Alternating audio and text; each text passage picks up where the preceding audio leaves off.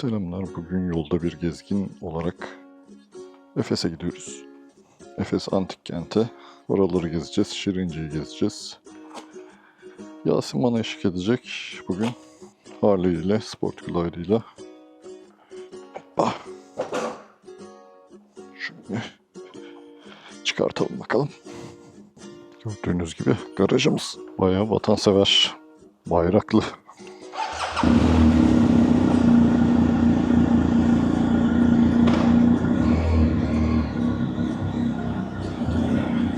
Depomuz dolu. Bir lastiklere bakacağım. Lastiklerin havası bir miktar inmiş olabilir. Yatıyordu çünkü.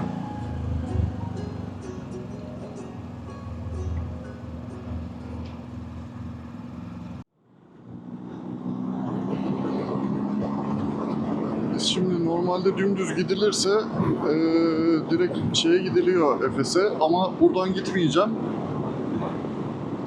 Ahmet Beyli virajlarını kullanmak için Gümüldür üzerinden gitmeyi düşünüyorum. Çünkü o yol çok keyifli. Motorla gidiyorsanız ve Efes'e gitmek istiyorsanız mutlaka rotayı kullanın. Uçan araba icat olmuş.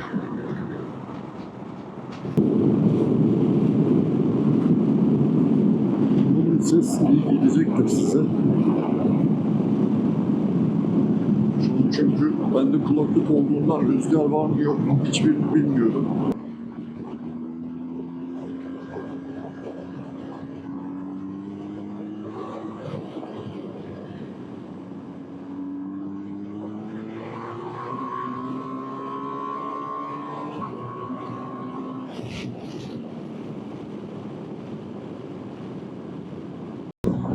Karşıdan araba gelmiyor. Şu an geçebilirsin.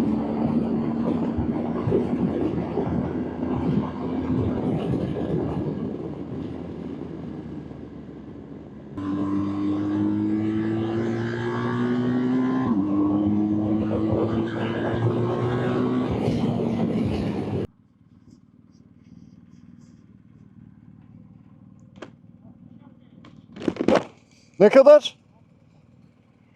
Şöyle yanaşıyorum, geleceğim. Burası dünyanın en iyi korunmuş antik kentlerinden bir tanesi.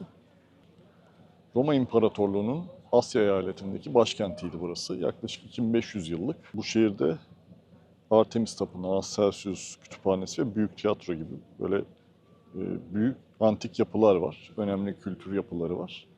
Şimdi buraları gezdireceğim size. Hadi içeri geçelim. Neredeyiz? Efes'in girişinde Mermer Cadde'deyiz şu anda. Buradan ileriye geçmek mümkün değil, kapatmışlar. Girilmez tabelaları falan var. Bu Mermer Cadde Efes'in ana caddelerinden bir tanesi. Antik dönemde burası pazar yerleri, dükkanlar ve tapınaklarla çevriliydi. Bugün yürüdüğümüz bu taşlar binlerce yıl öncesine ait orijinal taşlar. Efes milattan önce 10. yüzyılda kuruldu ve Romalılar döneminde en parlak dönemini yaşadı. Nüfusu 250 bini aşıyormuş. Dünyanın en büyük metropollerinden bir tanesiydi. Limana yakın olması sebebiyle Doğu ile Batı arasında en önemli ticaret noktalarından bir tanesiydi. Ayrıca bir bilgi daha vereyim. Eskiden burası liman şehri olmasının sebebi ileride gördüğünüz caddenin sonunun deniz olması. Yani zamanla o alüvyonlarla dolmuş. Daha sonradan deniz uzaklaşmış buradan ama eskiden içeriye kadar gemiler girebiliyormuş. Bu gördüğünüz tarihteki ilk reklam tabelası. Bir geline ait. Yanındaki semboller de çalışanların kraliçe kadar güzel ve tutkulu olduğunu gösteriyormuş.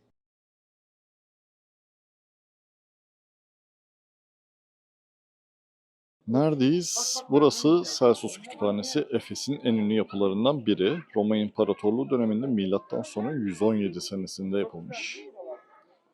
Bu kütüphane dünyanın en büyük 3. antik kütüphanesiydi. İskenderiye ve Bergama'dan sonra. 12 binden fazla perşömen burada saklanıyordu. Kütüphanenin ön cephesinde bilgelik, erdem, düşünce ve bilgiyi simgeleyen 4 kadın heykeli var. Soldan sağa görüyorsunuz. Orijinal halinde içerisi böyle gözüküyormuş.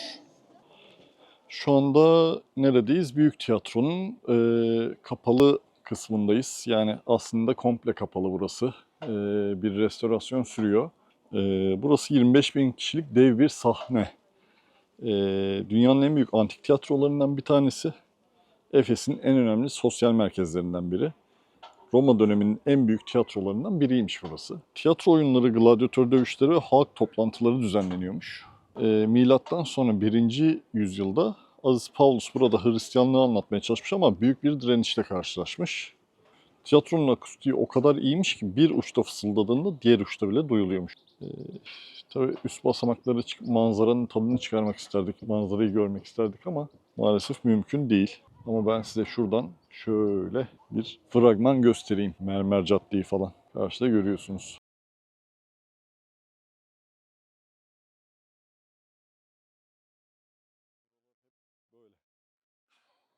Şurada şey var bak. Yazı var. Ne yazıyor acaba?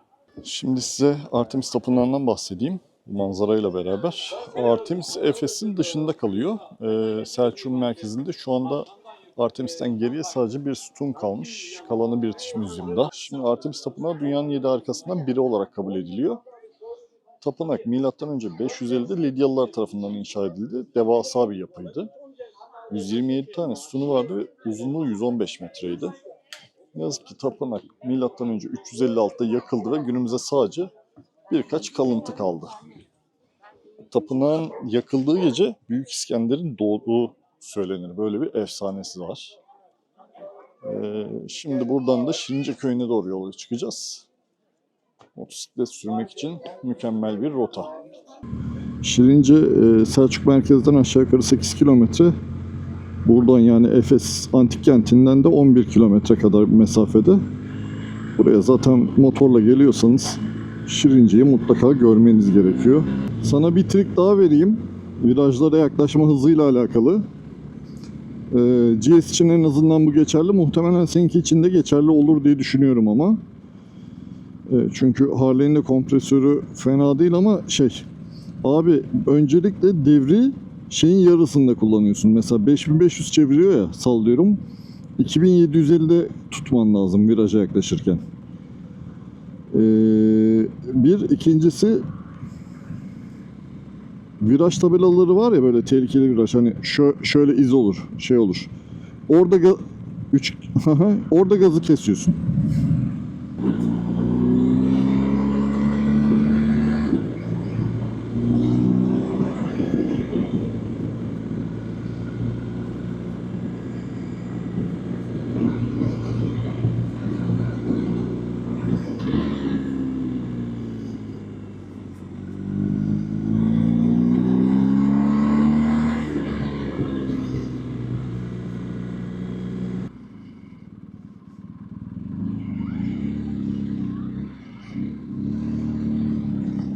Köpeğin güzelliğine bak.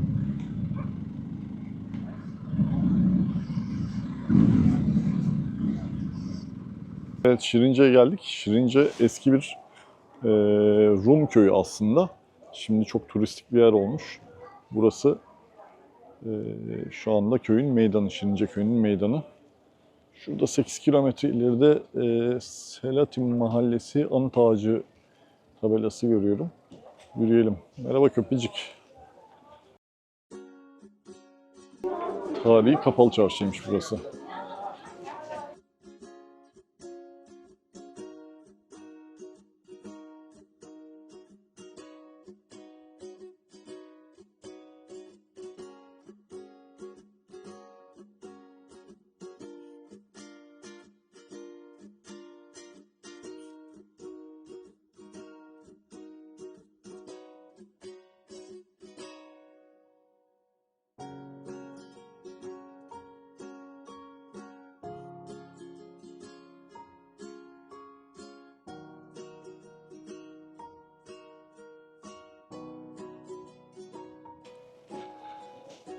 Evet, kiliseye varmak üzereyiz. Bayağı bir yürüdük bu arada, nefes nefeseyiz. Buraya motorlar da geliyormuş aslında ama niye bıraktık biz de bilmiyoruz.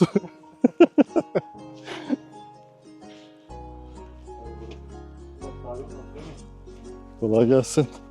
Hayırlı satışlar.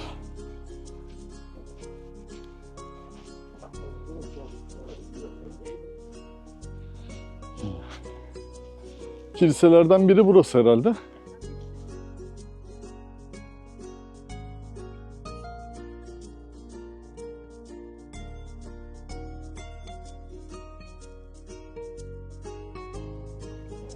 Ben de var ya, böyle şuna bakmak istemediğim için, tamam mı, hani kendim göreyim canlı canlı, hafızada kalsın diye hiçbir şey çekmem normalde. Gezdiğim yerleri böyle çeksem, kameram vardı, her şeyim vardı, ta Kapadokya'ya kadar gittim. Ulan git çek işte orada her tarafa 360 kameramla.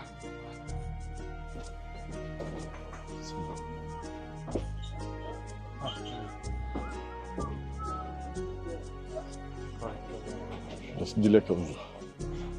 Meryem Ana var. Kardeşim euro atalım istersen. Var bende. Ciddi misin? Oo. Şurada bir $100 var bak. Ha. Mum dikmek ister misin? Dilek mumu.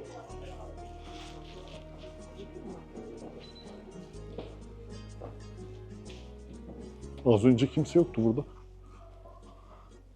Farklı bir yere mi çekmiş?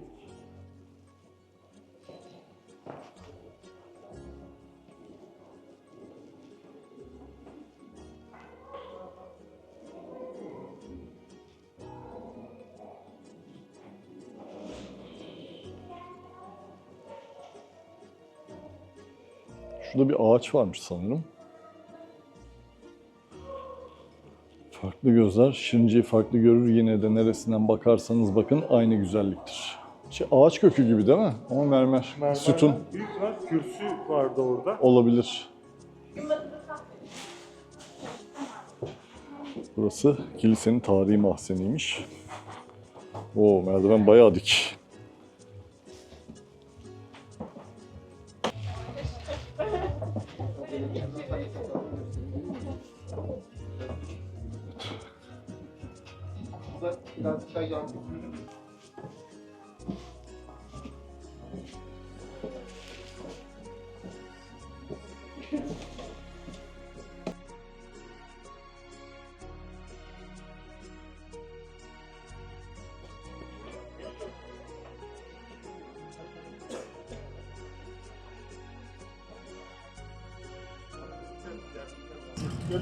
Hadi eyvallah.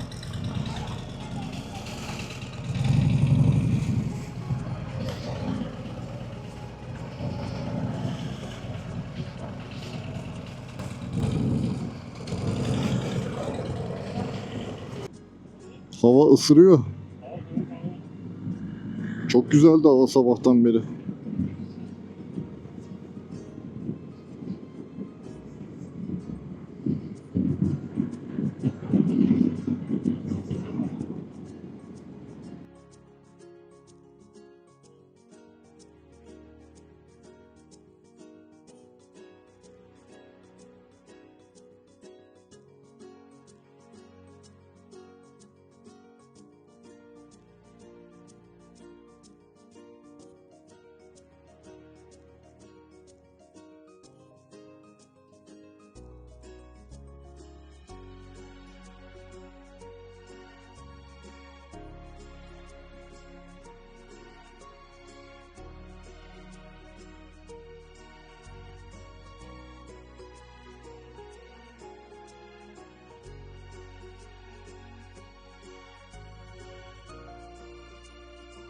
Selçuk, Efes, Şirince böylece son bulmuş oldum.